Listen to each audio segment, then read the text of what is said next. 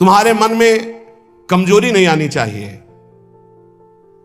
चाहे जैसी परिस्थिति, तुम्हें याद होना चाहिए ये इष्ट के द्वारा पास करके भेजी हुई परिस्थिति। मैं डगमगाऊं क्यों, मैं भयभीत क्यों हूं? कोई न कोई बहुत मंगल विधान मेरे इष्ट ने भेजा है परिस्थिति, इसलिए मैं मस्ती से रहूंगा, चाहे जितनी बुरी स्थिति क्यों ना आ जाए, हृदय में या बाहर परिस्थिति, स्थिति या परिस्थिति, संतुष्टा एन केनवा। ये बहुत बड़ी बात है, क्योंकि इष्ट ने भेजा है ना, चयन किया इष्ट ने। किस लिए? होगा कोई उनका विधान, मंगल विधान, शांत प्रसन्न मुद्रा, कभी खिन्न नहीं, निकल जाएगी परिस्थिति और स्थिति भी। कभी कभी अंदर में भी स्थिति गड़बड़ होती है, बाहर भी परिस्थिति। इन्हीं के वचन अभी सुनाए थे पीछे। पापियों का ऐश्वर्य बढ़ता है। प्रश्नकर्ता को सुन ले ध्यान से। ज्यादातर प्रश्न करते हैं कि धर्म में चलने वाले को बड़े धक्के मिलते हैं, पाप करने वाले बड़े मौज से होते हैं।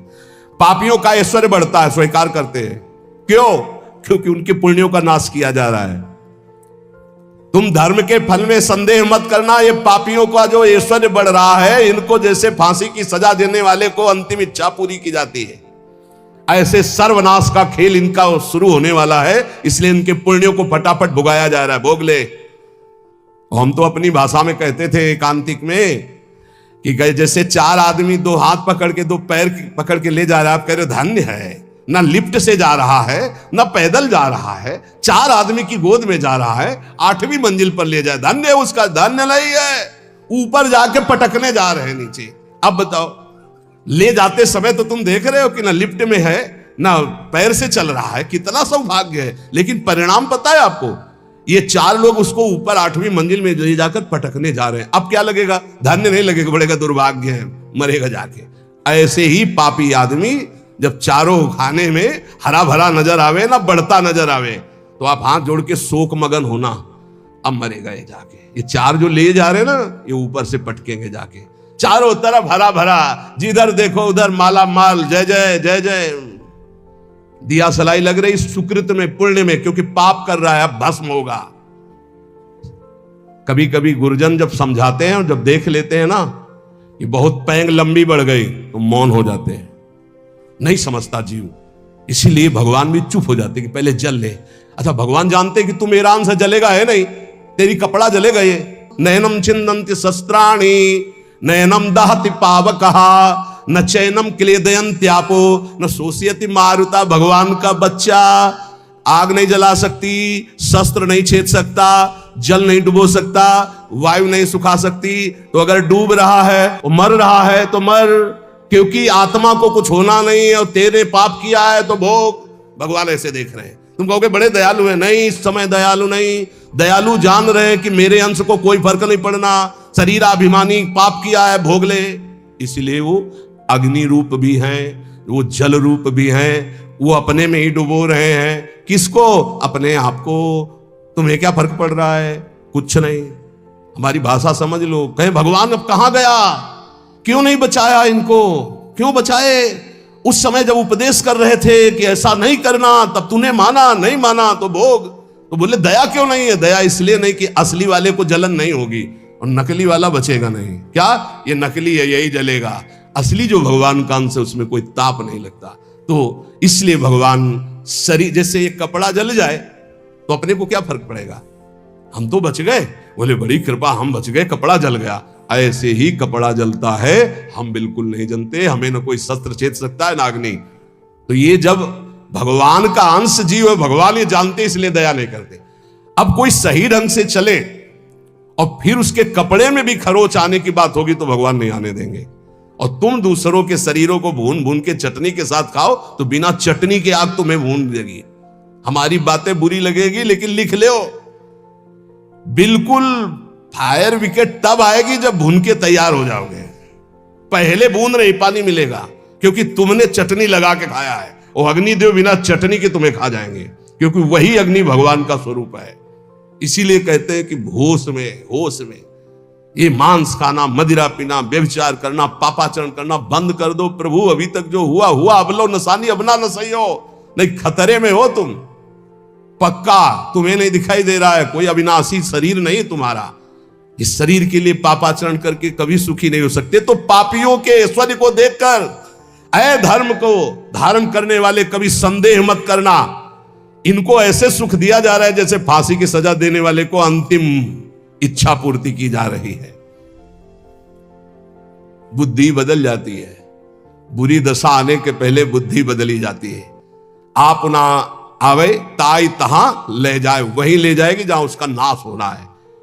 बहुत सावधानी से, कोई गलती हो जाए, कोई पाप हो जाए तो तत्काल महापुरुषों से मिलो, संतों से, कि हमने ये अपराध कर दिया, उसका प्रायश्चित बता दो या हमें दंड दे दो और आगे से कभी नहीं करूंगा, अब मुझे उपाय बता। वो जो बोले, वृंदावन की परिक्रमा लगा लो, उपवास कर लो, ऐसा कर लो, बस बिना विचारे कर दो, उनके वचन से पाप नष्ट हो जाएंगे। क्रिया मात्र तो केवल एक निमित्त है, उनके वचन कि तुम ये कर लो, ये ठीक हो जाएगा।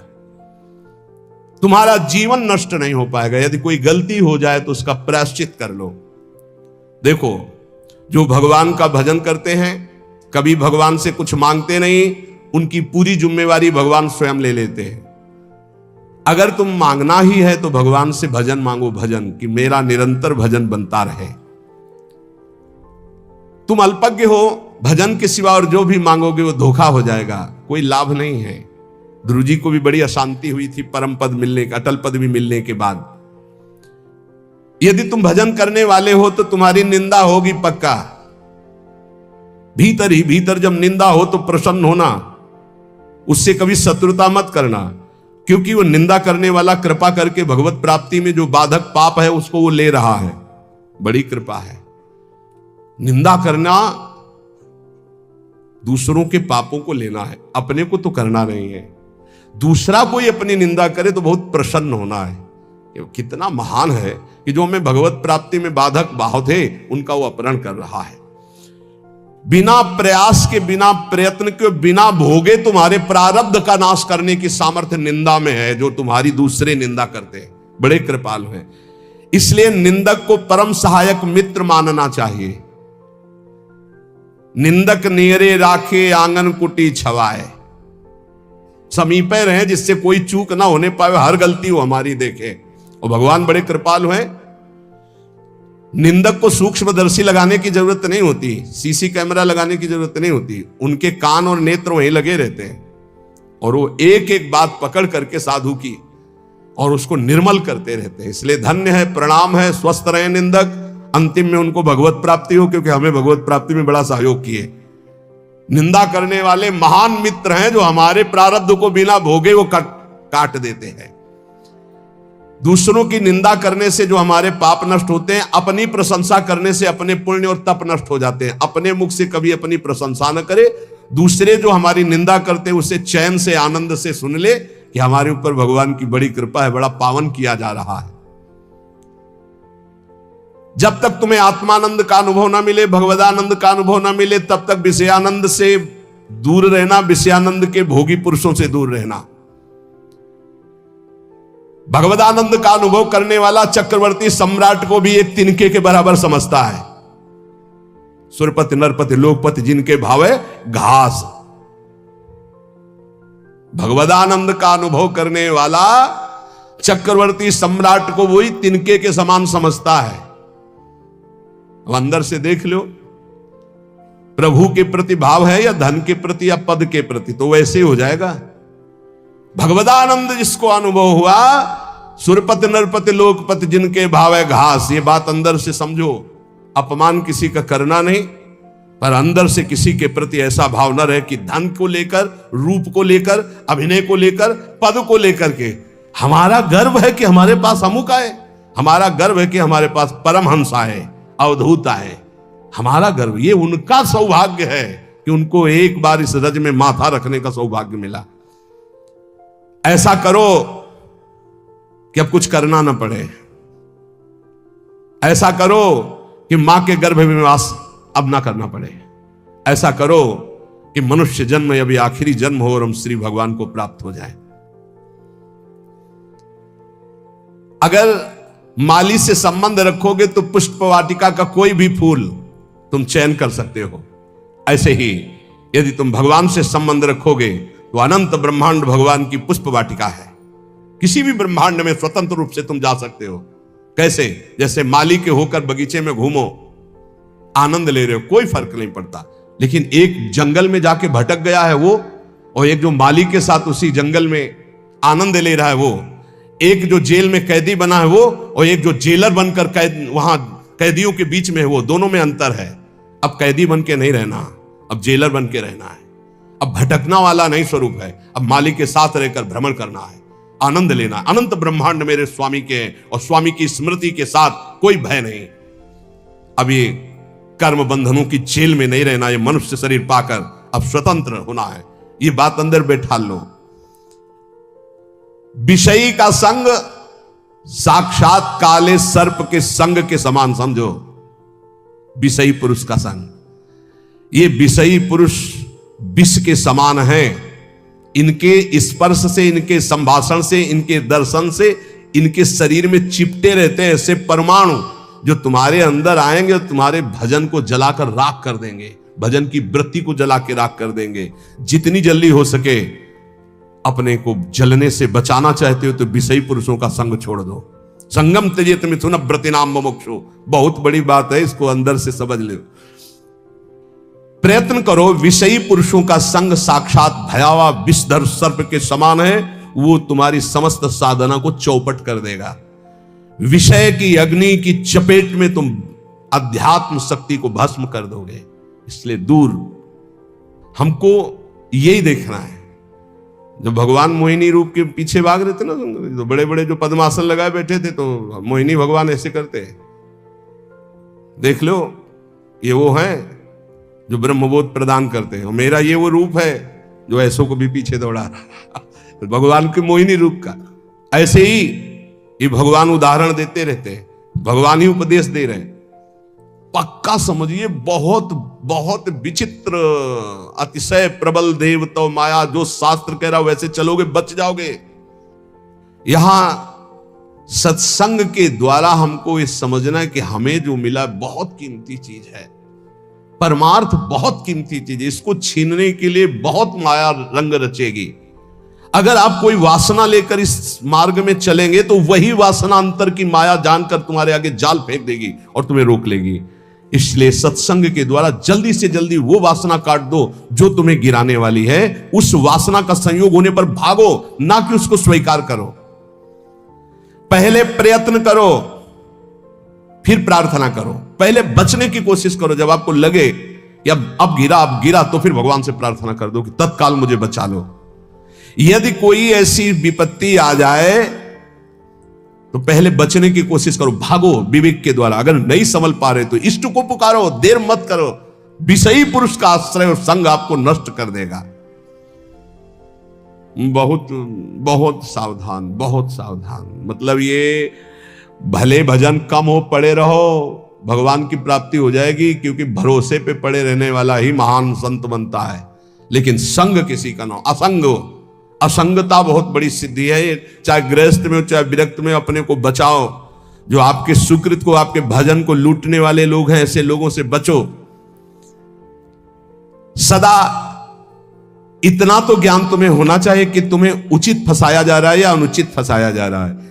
लेकिन अनुचित फंसाने वाले बहुत अमृत जैसे लगते हैं। इस मार्ग में चलने वाले पथिक की बुद्धि ऐसे धोखा देती है, अनुचित फंसाने वाले अमृत जैसे लगते हैं। बहुत बहुत किसी भी गृहस्थ के द्वारा दी हुई सेवा श्री भगवान ने निमित्त बनाकर उसे भेजा है, ऐसे माना जाता है। एहसान कभी नहीं माना जाता। ध्यान रखना, साधुता में, जो साधुता में निमित्त माना जाता है। जैसे आप आए और कुछ, तो हम ये देखते हैं मेरे प्रभु आए हैं, मेरे आराध्य देव, इस रूप का जो निमित्त बनाकर हमारे पास भेजना मेरे आराध्य देव। तो हमारी आसक्ति आराध्य देव में, ना कि उस व्यक्ति में। अगर व्यक्ति में तो गया, ये चाहे गृहस्थी में चाहे विरक्ति में, बात अंदर से समझ लीजिएगा। सदा अंदर से विचार करते हुए कि हम उचित कर रहे हैं या अनुचित। यदि तुम इस पर चूक कर दिए तो तुम्हारा जीवन व्यर्थ हो जाएगा। बहुत ये दृश्य देखने को मिलते हैं। इसलिए ठगे ना जाओ, ऐसे बनकर रहो। पूरे संसार में ऐसे घूमो। ठगा कौन नहीं जाता? जो गरीब बन के रहता है। त्रणादपि सुनी चेन, वो नहीं ठगा जाएगा। जो बड़ा बन के चलेगा वो ठगा जाएगा, पक्का समझ लेना। संसार में हमेशा तुम्हें रहना नहीं है, यहां तुम कमाई करने के लिए आए हो, सत्य की, तपस्या की, भजन की, धर्म की। इसलिए ठग लोगों से सावधान। काम, क्रोध, लोभ, मोह, मद, मत्सर, ये ठग है, बहुत बुरी तरह ठगा जाता है, बहुत बुरी तरह। प्रारंभ से लेकर अंतिम तक फाइनल में जो निकल पाए हो, कोई गुरु का कृपा पात्र पहलवान होगा, दूसरा कोई नहीं होगा। ये हम आपको घोषणा करके कहते हैं। अगर कोई इस भाव समुद्र से निकल पाया तो गुरु का लाडला होगा, दूसरा हो नहीं सकता। चाहे जितना बड़ा कोई तपस्वी हो, चाहे जितना बड़ा कोई ज्ञानी हो, गुरु कृपा पात्र ही क्रॉस कर पाएगा, अन्यथा नहीं कर पाएगा। ये बिल्कुल हृदय की बात कह रहा हूं, फंसे फंसाए रखे हैं। अगर गुरु करुणा ना हो तो निकल ही नहीं सकता, पक्की बात है। जहां हम समझते हैं निकल गए, वो दलदल था। अगर निकला गया तो केवल गुरु कृपा से निकला गया। दलदल कैसा होता है? एकदम प्लेन, ऊपर सूखा, बराबर एकदम लगता चकाचक हो, जो रबड़ी जैसा, पैर रखो धसते चले जाओ। ये है पंख, माया पंख। इससे केवल गुरु का लाडला ही निकल सकता है। ये बिल्कुल जय घोष के सहित हम कहते हैं, जिसने अपने गुरु चरणों का आश्रय लिया वो माया पर विजय प्राप्त कर लिया। अन्यथा उसके इतने हथकंडे फंसाने के हैं कि को बिरला जो कहो हरिवंश रस बिरलो समझनहार, एक दुई जो पाइए खोजी सब संसार। जो गुरुदेव का अभिन्न अंग बन जाता है, उस शिष्य को अपने उद्धार के लिए बुद्धि का प्रयोग नहीं करना पड़ता। ये हम बड़े बड़े महापुरुषों के वचन सुना रहे हैं। जो शिष्य अपने गुरुदेव से छल कपट और झूठ बोलता है, उससे बड़ा महापापी और कौन हो सकता है? एक बार एक महापुरुष ने कहा था कि संसार में कहीं भी झूठ हो जाए, कपट हो जाए, पाप हो जाए, तो एक जगह है गुरुदेव का घर, गुरुदेव के चरणारविंद, जहां खुला बेपर्द हो जाना चाहिए। बेपर्द का मतलब, महाराज ऐसी गलती हुई है, ऐसे पापी हूं, ऐसा नीच। वहां बिल्कुल भय मत करो, झूठ मत बोलो, छल कपट मत करो। वो तुम्हें डांटेंगे, भगा देंगे, तिरस्कार करेंगे, कभी हमारे सामने मत आना, जा ऐसा, वो सब पाप नष्ट हो जाएंगे। यहां कह रहे जो गुरुदेव का अभिन्न अंग बन जाता है, उस शिष्य को अपने कल्याण के लिए बुद्धि लगानी नहीं पड़ती। और जो गुरुदेव के सामने छल कपट और झूठ बोलता है, उससे बड़ा कोई पाप नहीं होता। कहां मोचन करोगे? सब पापों का मोचन करने वाले तो सदगुरुदेव भगवान है। भारी से भारी वैष्णव अपराध बन गया हो कोई भी, एक तो वो उपाय बताएंगे कि जाओ उन्हीं के पैर पकड़ो, नहीं हो रहा, अगर वो कह दें कि जाओ सब कुछ नहीं, सब ठीक हो जाएगा, बिल्कुल संशय मत करो, कोई अपराध नहीं लागू होगा। ये हम तस्मात् शास्त्रम प्रमाणम की बात कह रहे हैं। गुरु माफ कर दे तो विश्व का भारी से भारी अपराध माफ हो जाता है। अगर कितना भी बड़ा अपराध बन गया हो और गुरुजी उलट कर ये कह दे कोई बात नहीं, जाओ कोई बात नहीं, तुम्हारा निश्चित सारे अपराधों से अपने आप प्रायश्चित हो गया उनके एक शब्द कहने से, कोई बात नहीं, जाओ कोई बात नहीं। बड़े से बड़े अनर्थ का नाश गुरुदेव के एक शब्द से हो जाता है, जाओ कोई बात नहीं। वेद शास्त्र को सामने रखकर अत्याचार, अनाचार करना, झूठ बोलना, कपट करना, तो क्या तुम्हें यह पता नहीं कि प्रभु घट घटवासी हैं? क्या वो प्रभु नहीं देख रहे कि तुम शास्त्र को सामने रख करके क्या आचरण करते हो, क्या बोलते हो? तो शास्त्र, गुरुदेव यही तो तुम्हारे कल्याण के लिए है। कम से कम शास्त्र का प्रवचन, शास्त्र की वार्ता और गुरुदेव के शब्द, गुरुदेव के प्रवचन, गुरुदेव की वार्ता, इसी तो अपने जीवन में सत्य मानकर उतारो। एक मनुष्य ने प्रश्न किया गुरुदेव से कि महाराज, भगवान नाम से सुना है कि सब काम हो जाता है, तो फिर संध्या, तर्पण, यज्ञ, दान ये सब करना चाहिए कि नहीं करना चाहिए? तो उत्तर दिया गुरुदेव ने कि जैसे हल चलाने के लिए बैल ही जोता जाता है, हाथी नहीं जोता जाता है। हाथी से कभी हल नहीं चलाया जाता, बैल ही हल जोतने में लगाया जाता है। इस प्रकार जैसे दान देना है या संध्या तर्पण आदि करना है या और अन्य कार्य है, भगवान नाम बड़ा महान साधन है, उसको केवल भगवत प्राप्ति के लिए रखो। व्यवहार में जो कर रहे हो, ये दान है, ये पुण्य है, ये तीर्थ स्नान है, या संध्या तर्पण है, या और ये सब छोटे छोटे कार्य हैं, इनके लिए नाम का प्रयोग ये जहां जैसा अवसर आवे वैसा कर दो। अपनी नाम निष्ठा को प्रकाशित मत करो और नाम को केवल भगवान के लिए रखो। अजित भगवान को जीतने के लिए नाम है, उसका साधारण कार्यों में प्रयोग नहीं, उसका साधारण कार्यों से समानता मत रखो। वो एक असीम अनंत सामर्थ्यशाली सुमिर पवन सुत पावन नामो अपने बस करी राखे रामो। महाराज कई लोग ऐसा कहते हैं कि स्त्रियों को गुरु मंत्र नहीं लेना चाहिए, स्त्री का तो एकमात्र पति ही भगवान है, पति का ही सेवन करने से उसे भगवत प्राप्ति हो जाती है। तो ये कहां तक सत्य है महाराज? तो उनका भगवत प्राप्ति शब्द अलग है। लौकिक धर्म में पति पत्नी धर्म है, लेकिन भगवत प्राप्ति में शरीर धर्म को लेकर पति पत्नी है ना। भगवत प्राप्ति अध्यात्म धर्म से है, आत्म स्वरूप से। अगर पति पत्नी का ध्यान करते हुए मरे तो स्त्री शरीर को प्राप्त होगा ना। पुरंजन को देखो भागवत में पढ़ के। और अगर स्त्री पति का ध्यान करते हुए तो पुरुष शरीर को जाएगी ना, पुरुष शरीर अगला बनेगा। योनि से तो मुक्त नहीं होगा ना, योनियों से तो मुक्त नहीं होगा। चाहे पुरुष हो या स्त्री हो, अगर उसको संसार से मुक्त होना है तो भगवान का भजन करना ही पड़ेगा। ध्यान रखना, ये लौकिक धर्म के अंतर्गत है। शास्त्रों में पति की सेवा करते हुए, पति की आज्ञा में रहकर संयम नियम पूर्वक खूब नाम जप करते हुए भगवत प्राप्ति, भगवत प्राप्ति के लिए भजन करना ही पड़ेगा। वार मथे ग्रत हुए बरु सिकताते बरु तेल, बिनु हरि भजन न बहुतरिया सिद्धांत अपेल। स्त्रियों को चाहिए कि अपने पति में भगवत भाव रखते हुए भगवान का नाम जप करते हुए उनकी सेवा करें, तो वो इस मानव देह का परम लाभ प्राप्त करके भगवान को प्राप्त हो जाएंगी। और अगर भगवान का भजन नहीं हो, केवल शरीरासक्ति है, तो शरीर बदलते रहेंगे, भगवत प्राप्ति नहीं होगी। योनि से मुक्त होने के लिए भगवान का भजन अत्यंत आवश्यक है।